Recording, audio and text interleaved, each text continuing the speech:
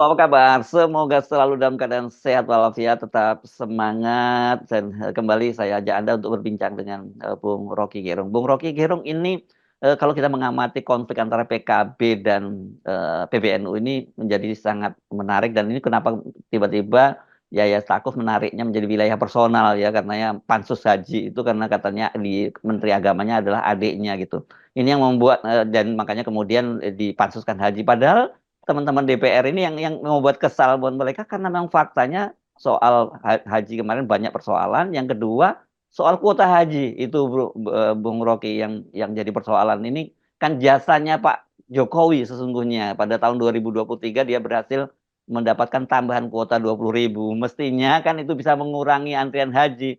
Tiba-tiba malah separuhnya diserahkan ke ONH Plus.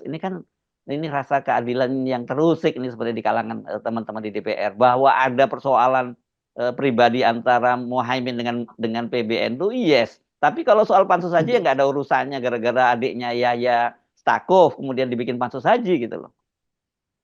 Itu problem di PKB selalu atau NU atau komunitas ini, kita sebut komunitas ini dalamnya ada NU, PKB. Itu memang soal personal kan dari awal ini satu sistem yang diasuh berkaitan tuh saling kenal secara keluarga, ini ponakannya si ini Hmm, itu kan memang itu dasarnya kan. hmm. Kan NU di bahkan PKB di dalamnya yang disebut manajemen modern itu tidak terlihat atau memang mungkin tidak ada tuh karena diandalkan pada hubungan kekerabatan. Jadi itu dasarnya dari awal tuh genealogi dari kalau kita pelajari memang genealogi dari komunitas ini adalah kekerabatan yang nggak ada soal sebetulnya. Tetapi dia jadi soal ketika bersinggungan dengan kebijakan negara. Dan itu kalau Pak Ketua PBNU Yahya menganggap ini soal personal, ya memang jadi personal karena adiknya memang ada di dalam lingkungan yang sama, dididik di dalam situasi kebudayaan yang sama atau kultural yang sama. Jadi ini bukan dinasti, tapi ini adalah komunitas yang kemudian tumbuh di dalam ikatan-ikatan kalau saya pakai istilah sosiologi Gemeinschaft gitu Ya. dari Guyup ya. ya itu Hmm. bukan Gesellschaft, bukan bukan ikatan-ikatan mekanisme modern, tapi ikatan-ikatan kultural tradisional itu Gemeinschaft dan Durkheim itu ya, Emil Durkheim Ya, orang Nurhaim Jerman ya. yang merumuskan itu. Jadi kelihatannya itu basisnya. Jadi kalau Pak Yahya mengucapkan itu, ya memang dari bawah sadar dia akhirnya diakui bahwa Hmm, ini di hmm, dalamnya ada politik kekerabatan. hmm. Tetapi yang kekerabatan ini kan nggak boleh dijadikan alasan sehingga proses-proses modern di DPR untuk memeriksa sebetulnya skandal jatah jemaah haji ini didiamkan.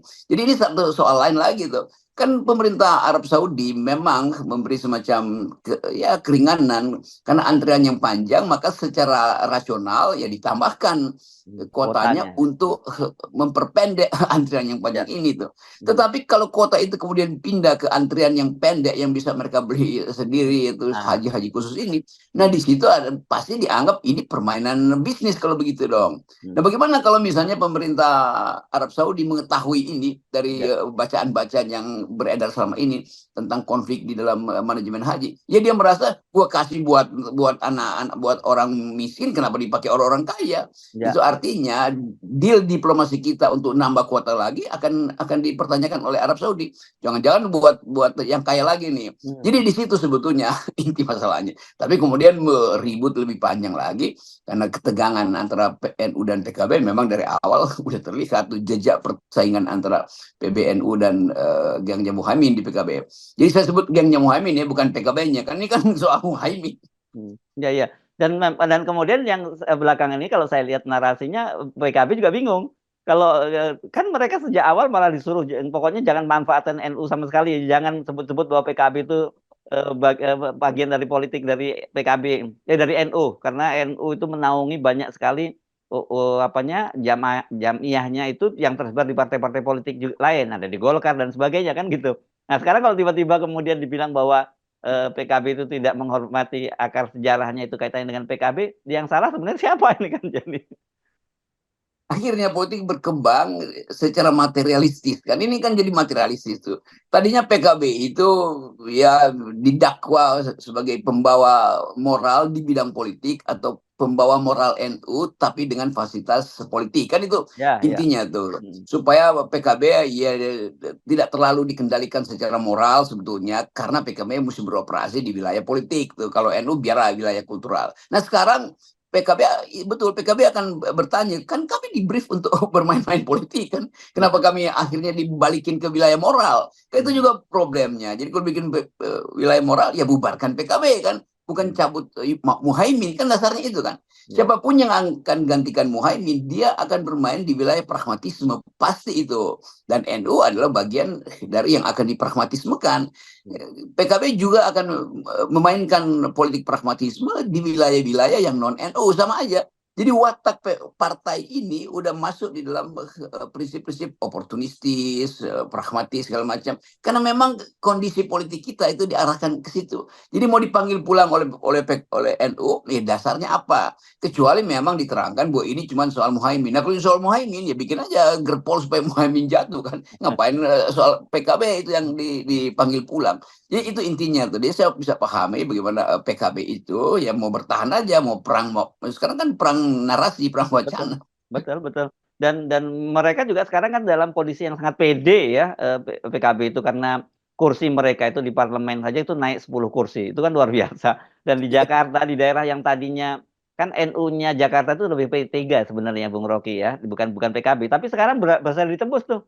Pada pemilu kali ini mereka dapat 2 kursi DPR RI dari Jakarta. Sementara P3 malah hilang kursinya kan. Iya betul, itu mau Anies Baswedan efek itu Iya, dimanfaatkan oleh Caimin sebetulnya ya untuk betul. barter lagi Ya, dengan dalam transaksi politik apapun. Memang ada problem dengan perilaku politik Caimin dari awal itu, dan ya. sebetulnya itu yang mesti ya dikerjain lah. Kalau mau kita usulkan, dikerjain aja Caimin. Ngapain terlalu luas isunya? Akibatnya berbalik bahwa PKB pegang kartu baru lagi nih, Hmm. dan itu dituduh sebagai persaingan personal tuh. Padahal ya fungsi DPR memang mengawasi dan memeriksa sesuatu yang jadi masalah di masyarakat, diviralkan soal isu kelebihan kuota yang kemudian dialihkan oleh Menteri Agama. Itu kan isu publik akhirnya, bukan lagi isu di dalam NU atau di PKB. Jadi ini adalah isu nasional tentang hak orang untuk beragama, hak orang untuk menjalankan perintah agamanya itu, naik haji, tetapi dengan fasilitas yang dipercepat tuh. Nah terima kasih pada pemerintah Arab Saudi. Nah kalau kita berterima kasih pada Arab Saudi, aja kita berterima kasih karena Arab Saudi memberikan tambahan 20.000 jemaah itu yang sedang antri, bukan mereka yang bisa membypass Iya. antrian itu. Jadi clear itu sebetulnya pansus itu diperlukan untuk itu. Ya, saya kira kita lebih tertarik untuk menyoroti itu ya, Bung Rocky, ketimbang konflik Ya, ya. PKB dengan ini. Udahlah itu urusan urusan keluarga lah begitu, kita silakan diselesaikan. Tapi kalau ini urusan umat, ini urusan bangsa juga, karena di satu sisi misal umat itu karena berkaitan dengan umat Islam, tapi kalau urusan bangsa karena ini nama baik bangsa di dalam hubungan diplomasinya dengan Arab Saudi kan gitu. Ya itu udah mulai ada semacam pikiran nih. Jadi Departemen Agama tuh departemennya calo apa, kumpulan calo kan, itu buruk betul kan Ya. buat citra Indonesia, bahkan di negara-negara yang sejenis yang punya masalah dengan kuota haji itu kan. Jadi negara yang lain juga akan iri loh, kalau begitu kasih ke kita aja. Mungkin Pakistan, Afghanistan akan merasa kenapa kuotanya nggak ke kita, kalau kita pasti kita urus dengan baik. Kalau di Indonesia itu dimainin, Hmm. berubah jadi percaloan jamaah kan, itu buruknya di situ kan. Mungkin sekali itu yang atau bukan mungkin sekali, memang itu yang saya kira mesti diteruskan oleh pansus ini.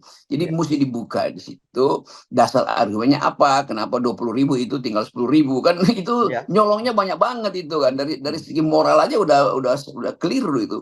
Nah hak orang untuk menunggu antrian, dalam semangatnya dia tiba-tiba oh 20.000 berarti saya bisa maju 5 tahun nih, Hmm. kan itu harapan itu. Jadi Hmm. kelihatannya itu soalnya tuh. Jadi intinya di situ, dan yang mulai terdesak Kementerian Agama, karena soal-soal ini pasti akan dilanjutkan Ya. bahkan sampai detail saya kira di DPR. Ya, nah menariknya ini kan permainan ini terjadi di injury time. Kan DPR RI ini kan habis masa jabatan sampai akhir September. tanggal 1 kalau nggak salah mereka 1 Oktober kan mereka sudah dilantik yang baru. Sementara kerja pansus itu kan dibatasi hanya 60 hari maksimal Bung Rocky. Berarti makanya itu kemudian mereka geber ini di tengah reses. Kan mereka mulai bekerja sekarang di tengah reses dan itu udah diizinkan oleh Muhaimin. Ini menarik ini memang permainan ini. Jadi kelihatannya kalau dalam sepak bola namanya injury time gitu pasti ada yang banyak buang-buang bola keluar lapangan begitu. Nah, ini tapi yang buang bola itu penonton. Dalam hal ini Yaya Stakuf gitu. Tapi ada juga yang deketin wasit kan supaya Iya, kira-kira iya. skornya oke lah injury time, ya aku bikin lah skornya apa namanya nih draw kira-kira begitu Iya, kan. iya, iya, iya. Jadi tetap itu yang mau kita persoalkan sebetulnya, bahwa nanti prosedur atau proses pansus ini juga akan banyak isu di situ, tukar tambah segala macam, itu soal belakangan lah. Tapi sekali lagi ini kita hanya fokus pada hak dari jemaah Indonesia untuk mereka yang dalam antrian itu untuk tiba pada harapan lebih cepat.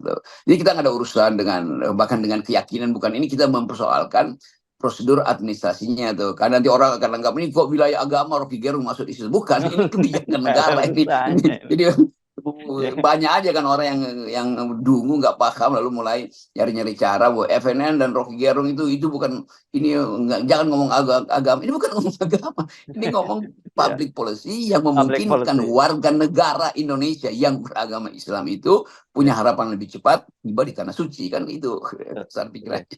Loh, Anda bukan Islam memangnya, Bung Rocky? Nah, itu saya mengerti Islam itu dan ingin melihat bahwa umat yang beragama Islam dapat hak yang sesuai dengan aturan supaya dia lebih cepat mengucapkan, mendoakan saya juga dari sana.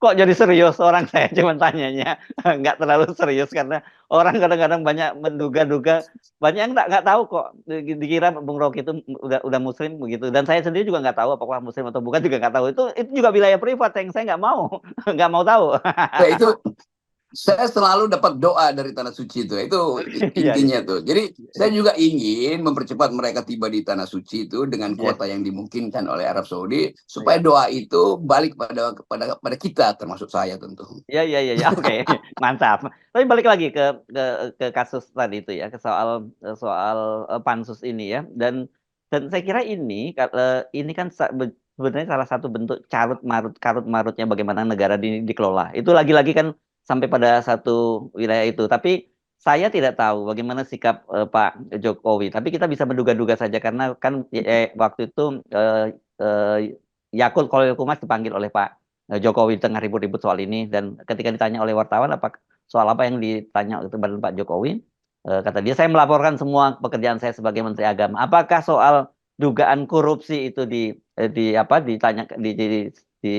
ditanyakan oleh Pak Jokowi, kata dia jawabnya begitu lagi bahwa saya melaporkan semua tindakan. Tapi orang banyak menduga itu karena tadi kaitannya dengan bahwa orang mesti melihat bahwa ini adalah hasil Pak Jokowi melakukan lobby di Arab Saudi dan pada waktu itu Pak Jokowi bangga banget Bung Rocky menceritanya ketika dia berhasil mendapatkan tambahan kuota 20.000 dan dia menunjukkan bagaimana caranya mendapatkan melobi pemerintah Arab Saudi itu dan saya kira wajar dalam situasi semacam itu dia bangga walaupun itu waktu itu digunakan untuk apa kampanye anaknya menjelang pemilu kemarin Pilpres kemarin.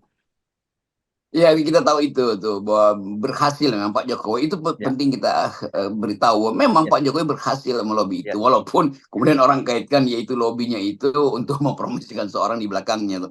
Tapi ya, jangan itu yang kita lihat. Kita betul. tetap lihat lobi presiden kita itu berhasil. Demikian juga dulu hal yang sama juga dilakukan Pak Harto, SBY segala macam itu Hmm, hmm. untuk dapat tambahan itu. Karena ini problem yang udah berurat akar di dalam manajemen haji kita itu. Jadi Ya, harapan orang untuk memuliakan yang Maha Kuasa Allah Subhanahu wa taala itu kan mimpi setiap orang Indonesia tuh yang beragama Muslim tuh. Jadi mereka menabung sungguh-sungguh tuh. betul. Jadi Jokowi pasti sebagai presiden mengerti keadaan Ya. ini karena keadaan ini dia kenali dari zaman SBY, dari zaman Harto segala macam itu. Mhm. Karena itu jatah itu betul-betul jatah untuk mempercepat setiap jemaah itu mimpinya itu dia wujudkan kan. Ya, Jadi sekali lagi ini soalnya tuh tentu Pak Jokowi kalau memanggil menteri itu pasti itu yang ditanya kan, gak ada soal ya, lain kan, ya, ya, walaupun ya. menterinya yang bukan ini iya, tapi pasti itu tuh karena Jokowi menganggap bahwa itu adalah prestasi dia tuh dan Mhm. itu yang mungkin harus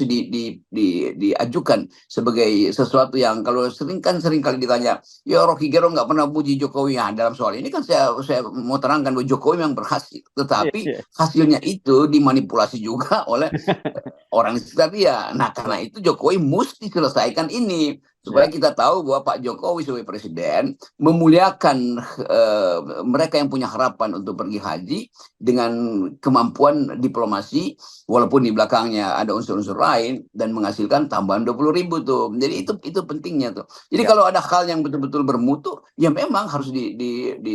diwujudkan, Ya, diapresiasi, itu dasarnya. Tetapi ya, sekali lagi kita juga dorong pansus itu bekerja, jangan juga Pak Jokowi menghalangi pansus kan. Ada ya, juga orang-orang sekitar Jokowi yang berupaya untuk ya ya, udahlah pansus itu, ya enggak begitu, itu tetap kita mesti lihat tuh dari ya. dimensi manajemen yang bersih itu.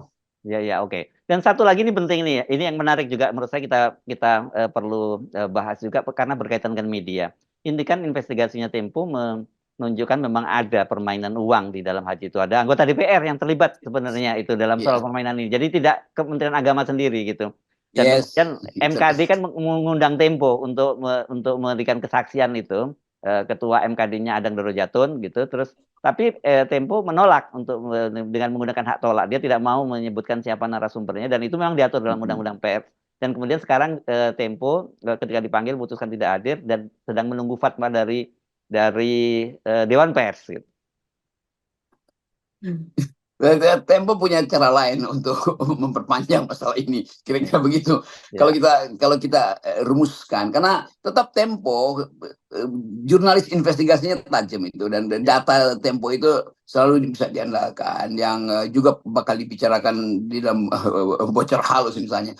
Tetapi sekali lagi soal-soal semacam ini dikenali oleh publik sebagai pola itu, bahwa ada pejabat eksekutif di dalamnya pasti ada nego dengan pejabat legislatif, lalu apa namanya, transferan atau cash-cashan itu, bayar-bayaran itu. Jadi memang kebusukan ini yang mesti kita bongkar, karena ini ibadah haji itu melibatkan bisnis, melibatkan pencitraan politik, melibatkan transaksi-transaksi di bawah tangan, mulai dari ya. urusan tiket sampai urusan AC atau urusan sistem logistiknya. Jadi ini sekaligus kita benahi itu manajemen haji kita. Jadi sekali lagi ini hanya untuk memberi semacam sinyal bahwa pemerintah dan negara bertanggung jawab untuk memastikan bahwa agama itu dijamin penyelenggaraannya oleh negara, dan karena itu negara tidak boleh main-main dengan soal kuota mengkuota ini kan, Ya. dasarnya cuma itu tuh. Jadi balik lagi pada jaminan negara pada setiap warga negara untuk menjalankan ibadahnya tanpa ada gangguan,